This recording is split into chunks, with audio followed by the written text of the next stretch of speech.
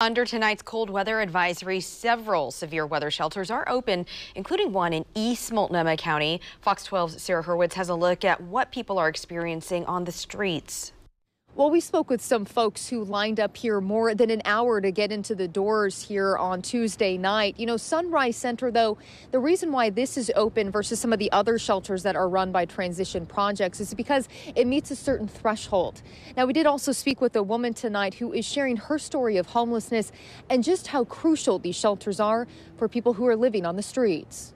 4 years ago, Jennifer Leisman was just trying to survive. It's extremely difficult. You don't ever have enough blankets. You don't ever have enough clothing. Back in 2012, she was unemployed and everything spiraled. She became addicted to meth, and within 4 months, she was homeless. Everybody's turned their back on you.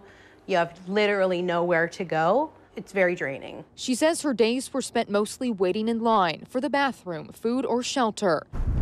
And especially on cold, blustery nights like Tuesday, places like Sunrise Center meant everything. It's life or death, literally. On Tuesday night, much like Leisman did years ago, some even getting there early to get into Sunrise Center and Gresham.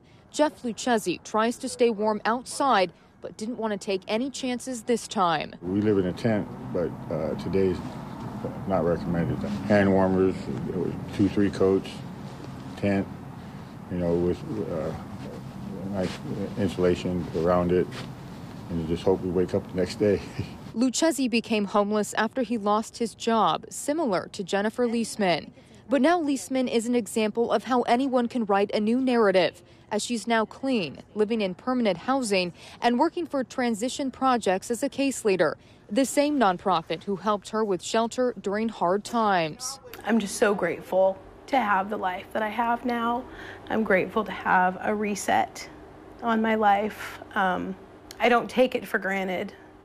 And Jennifer Leisman is an example of just the 1,300 people that Transition Projects helps every year get into permanent housing. As for Tuesday night here, anyone who needs some shelter, there are 75 beds that are available here at Sunrise Shelter.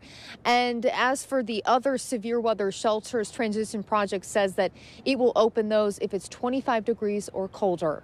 Sarah Hurwitz, Fox 12 Oregon.